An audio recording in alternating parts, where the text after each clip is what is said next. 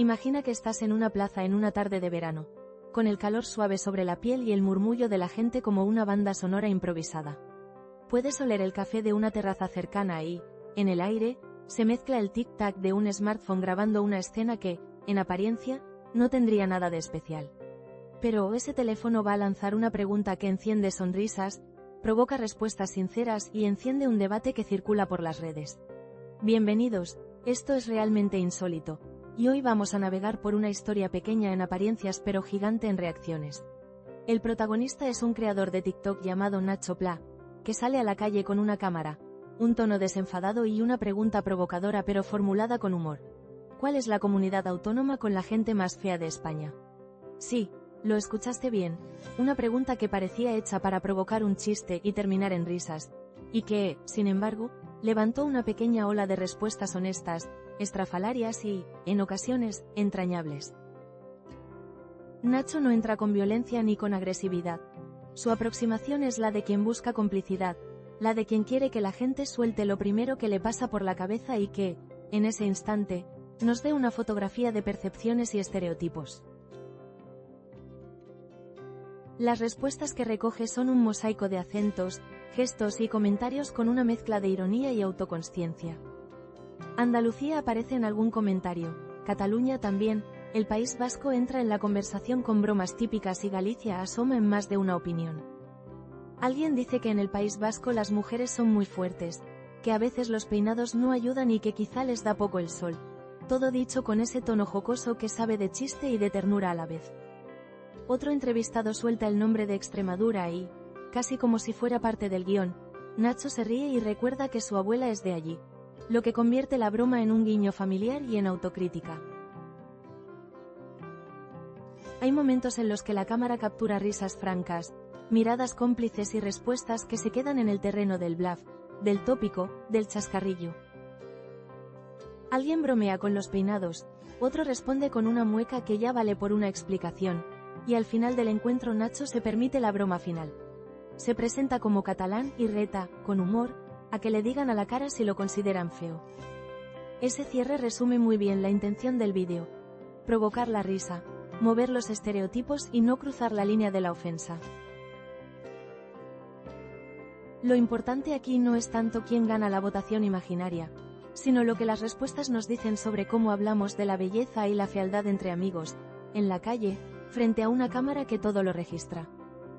Porque detrás de cada apodo regional y de cada broma hay historia, identidad y una mezcla de orgullo y autocrítica que puede ser tanto liberadora como incómoda. Y, sobre todo, hay una constatación: que la belleza es, más que un dato objetivo, un territorio de consenso social, una construcción que cambia según la época y el contexto. Y ahí entra un segundo actor en esta historia: la inteligencia artificial. Un estudio reciente utilizó algoritmos y un enorme conjunto de publicaciones en Reddit que contenían palabras como atractivo, bello o sexy para crear un ranking de países con los hombres menos atractivos, según esa muestra de opiniones online. El resultado es tan sorprendente como polémico, porque coloca en el primer puesto a Suiza, un país que suele asociarse con un estándar estético elevado. Detrás de Suiza, la lista incluye países como Indonesia, Letonia, Albania, Cuba, Chile, Egipto, Arabia Saudita, Croacia y Bélgica para completar un top 10 que generó bastante revuelo. La inclusión de Suiza en el primer lugar fue una de las sorpresas que más conversaciones provocó. ¿Cómo podía un país famoso por su imagen pulcra y sofisticada aparecer en la cúspide de un ranking que, aparentemente, mide lo contrario? Aquí hay que recordar dos cosas. Primero, que los algoritmos repiten lo que encuentran en el tejido social digital, con sus sesgos y desbalances. Y segundo, que la muestra estaba tomada de publicaciones de Reddit, un lugar con sus propias comunidades, modas y peculiaridades lingüísticas. El estudio no se quedó solo en los menos atractivos. También confeccionó una clasificación de los países con las personas más atractivas, y sorprendentemente coloca a India en el primer lugar. Estados Unidos, Suecia, Japón y Canadá aparecen también en ese ranking de más atractivos. Estos listados, aunque se apoyan en datos y en procesamiento masivo, abren una discusión inevitable sobre la subjetividad de la belleza y sobre cómo las culturas valoran rasgos muy diferentes. Porque hemos de tener presente que belleza y atractivo no son categorías universales y constantes. Lo que hoy para algunos es deseable, mañana puede ser sinónimo de extravagancia o incluso de rechazo. Y para comprobarlo solo hace falta mirar hacia atrás, hacia la historia del gusto humano, donde los ideales han cambiado de manera radical a lo largo de los siglos. En la antigüedad, la belleza se asociaba frecuentemente con poder y salud. En Egipto, por ejemplo, la simetría facial y el uso de maquillaje eran signos de estatus y de conexión con lo divino. Los griegos, por su parte, idealizaron las proporciones y la armonía, buscando un equilibrio que hoy consideramos clásico y que representaba, en su concepción, la perfección humana. Los romanos, influidos por esa herencia, vinculaban la belleza con la virtud y la dignidad, viendo en el aspecto físico un reflejo del alma cívica. Después vino la Edad Media, con su fuerte impronta religiosa que reconfiguró los cánones. La modestia y la espiritualidad se convirtieron en valores centrales, y la belleza idealizada pasaba por la serenidad del rostro y la palidez de la piel, símbolos de pureza y, en muchas ocasiones, de estatus por indicar que quien no trabajaba al sol era alguien de cierta posición. El cuerpo delgado y frágil se elevó como una aspiración ligada a lo espiritual, a lo que se podía leer como alejamiento de lo material. El Renacimiento supuso un vuelco. La celebración del cuerpo humano volvió con fuerza. La fertilidad, las curvas y la salud física fueron revalorizadas, inspiradas por los modelos clásicos recuperados de Grecia y Roma. Las obras de arte exaltaban la figura femenina plena y luminosa, mostrando una visión más terrenal y sensorial de la belleza.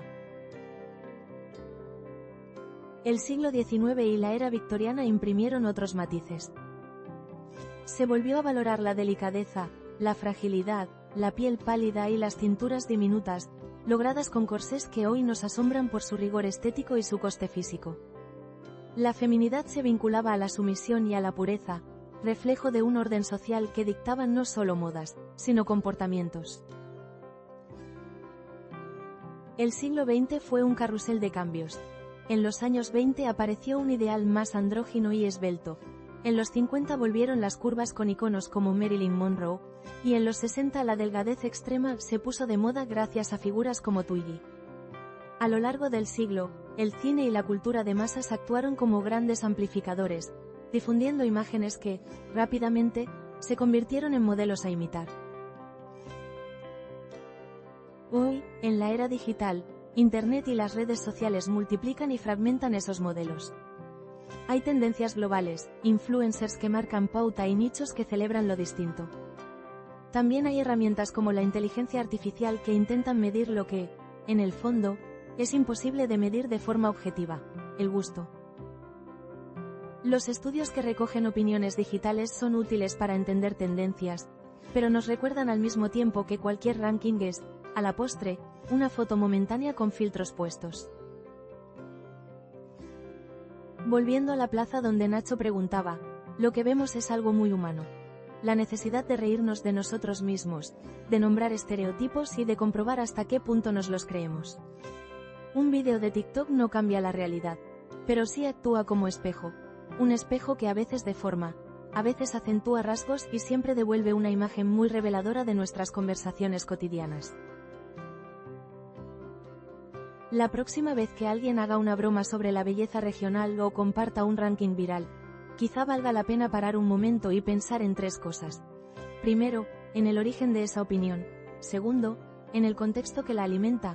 Y tercero, en la libertad para reírnos sin humillar. Porque la gracia puede convivir con el respeto, y el humor con la autocrítica.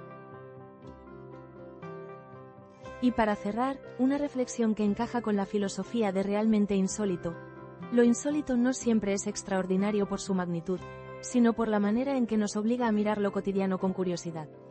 Un creador en la calle que lanza una pregunta, un estudio que utiliza IA para clasificar gustos, y cientos de años de historia del gusto que nos recuerdan que la belleza es un mapa cambiante, pintado por la cultura, la época y las herramientas que usamos para hablar de ella. Si algo nos deja esta mezcla de anécdota viral y análisis científico es una conclusión sencilla. La belleza es conversación, y las conversaciones son el lugar donde aprendemos a reír, a cuestionar y, de vez en cuando, a sorprendernos. Gracias por acompañarnos en este recorrido por un tema pequeño en apariencia y grande en significado. Hasta la próxima, aquí en Realmente Insólito.